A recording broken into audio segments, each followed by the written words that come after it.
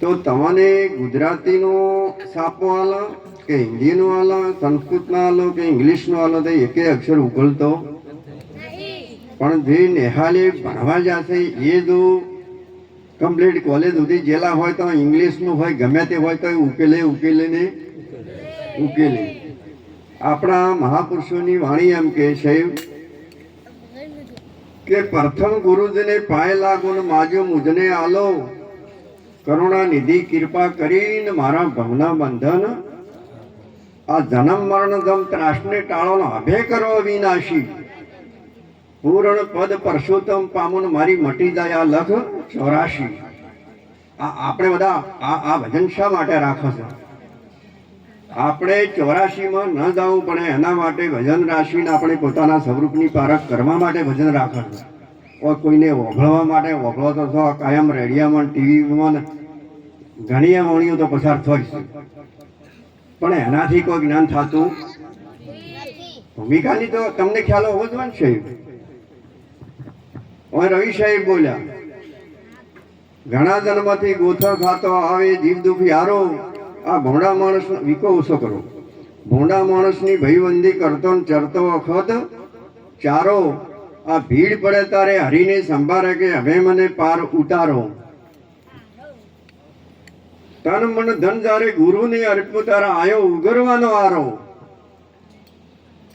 મોતના મુખમાં હતો તો પૂરો ના સદગુરુએ ગાઢ્યો, તો પછી તમારી તો 84 મટી જ આવી દો કે નહીં એમ કહું છું.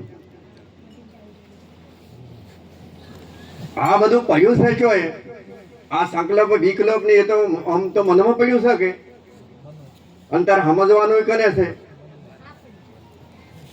આ બધું આ જે એની જે જગ્યાએ ભૂમિકાઓમાં જે પડ્યું છે એને તમે ગાંઠો ત્યારે આપણું ઠકાણું પડે.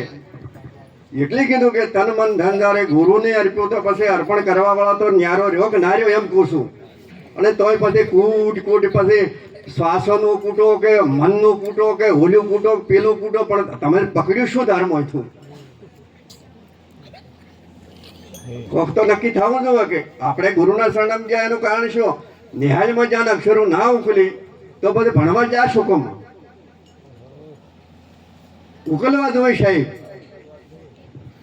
આ મનની માન્યતા આવું છે. જો તમને કોઈ ગુલાબનાથજી મહારાજનું દર્શન ડાલો, વ્યાસજી ભગવાન કથા કરતા હતા.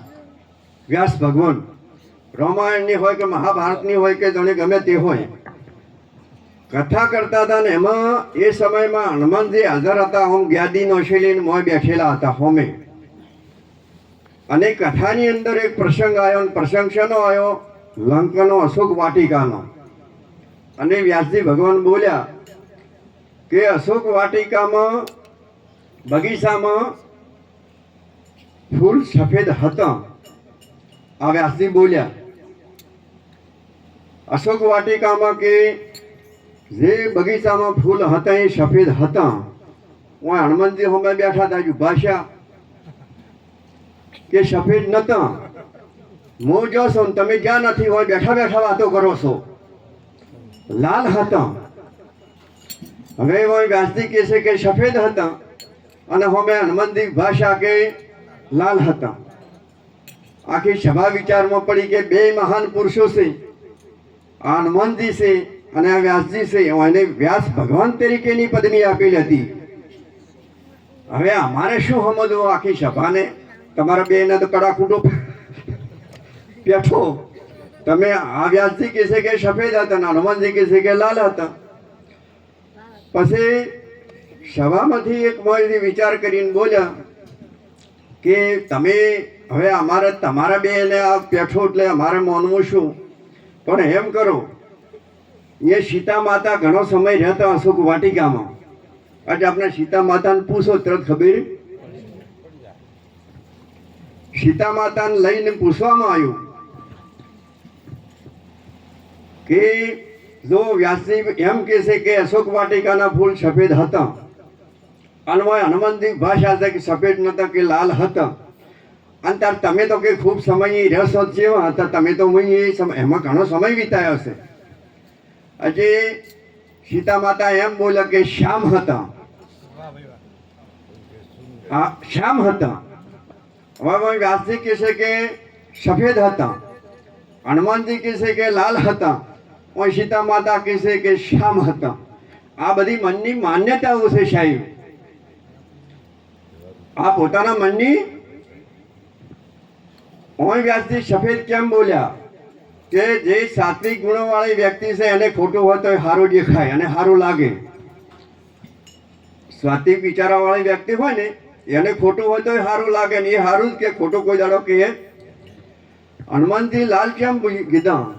હનુમાનજી તો બધો ક્રોધ કરીને મારી નાખો ને તોડી નાખો એમ કરતા જાજતા. એની દ્રષ્ટિમાં તો લાલ હતું, બીજું કોઈ હતું. સીતાજીની દ્રષ્ટિમાં સીતાજીએ કોઈની એમની દ્રષ્ટિમાં લીધા નતા રામ સિવાય. અને એમને એમના સ્વરૂપ એટલે રામનું સ્વરૂપ શામ હતું ને એને લઈને સીતા માતા એમ બોલ્યા. પણ આ પ્રત્યક્ષ પ્રમાણ કરવું હોય ને તમારે જો આ વાતને જાણવી હોય, તમારે જ આ વાતને જાણવી હોય તો આ ફૂલ રાતું સાહેબ ધોળું સાહેબ આનું પ્રત્યક્ષ પ્રમાણ શું? આ ગુરુના શરણમ બધા જાશો ને તમને આ ના જડે તો તમે અત્યારે રાચું તો હો છો કઈ હે? આપણે બાળકો તમે બોલો, ભણેલા છો ને?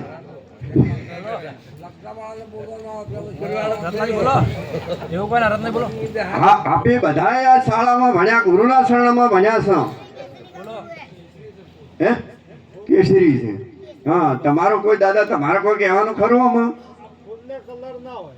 પણ હા, એટલે પણ એ કોઈ ભૂમિકાની વાત હોય ને વાત જો ઘેરીમાં બેઠી હોય અને એટલી પછી બોલ્યા કે નોમ તમારી નગરી કે છે મૂળ મુકામ, આ નોમ તમારો રંગ કેવો છે, ધોળો છો કે શામ છોડજો જ્ઞાનની નિશાની ને છોડું ગુરુજીનું. એમ ભૂમિકાનું જ્ઞાન હોવું જોઈએ ને કે તમે એ પૂરમાં તણાઈ જો ને.